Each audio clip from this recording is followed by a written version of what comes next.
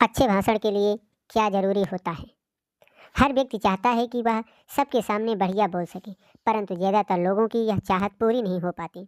ज़्यादातर लोग घटिया वक्ता होते हैं। क्यों? इसका कारण सीधा-सा है। ज़्यादातर लोग बोलते समय बड़ी महत्वपूर्ण बातों के बजाय छोटी घटिया बातों पर ध्यान देते हैं। चर्चा की तैयारी करते समय ज़्यादातर लोग खुद को मानसिक निर्देश देते रहते हैं। मुझे सीधे खड़े रहना चाहिए, इधर-उधर नहीं हिलना है और अपने हाथों का प्रयोग नहीं करना है। जनता को यह पता न चलने दें कि आप नोट्स की मदद ले रहे हैं। याद रखें, ग्रामर की गलती न होने दें। इस बात का ध्यान रखें कि आपकी टाई सीधी रहे। ज़ोर से बोलें, पर ज़्यादा ज़ोर से नहीं, इत्यादि ऐसी सारी चीज़ें होती हैं। अब जब वक्ता बोलने के लिए खड़ा होता है तो क्या होता है? वह डरा हुआ होता है। क्यों? क्योंकि उसने अपने दिमाग में एक सूची बना ली है कि उसे क्या चीज़ें नहीं करनी चाहिए। क्या मैंने कोई गलती कर ली है?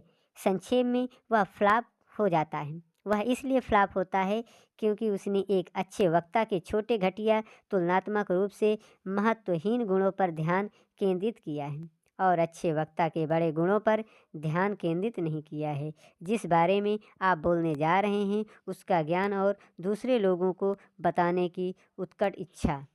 अपने अच्छे वक्ता का असली इम्तहान इस बात में नहीं होता कि वह सीधा खड़ा होता है या नहीं, वह ग्रामर में गलतियां करता है या नहीं, बल्कि इस बात में होता है कि वह जनता तक अपनी बात अच्छी तरह से पहुंचा पाता है या नहीं। हमारे ज़्यादातर चोटी के वक्ताओं में कई सारे दोष होते हैं।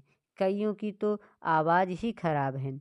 अमेरिका के बहुत से प्रसिद्ध वक्ताओं को तो अगर भाषण देने की परीक्षा में बिठाया जाए कि क्या करना चाहिए और क्या नहीं करना चाहिए तो उनमें से कई तो फेल हो जाएंगे। परंतु इन सभी सफल सार्वजनिक वक्ताओं में एक बात पाई जाती है, उनके पास कहने को कुछ होता है और उनमें दूसरों लोगों को अपनी बात बताने की प्रबल इच्छा होती है। छोटी छोटी बातों पर ध्यान देकर जनता में सफलता से बोलने की कला को प्रभावित न होने दें।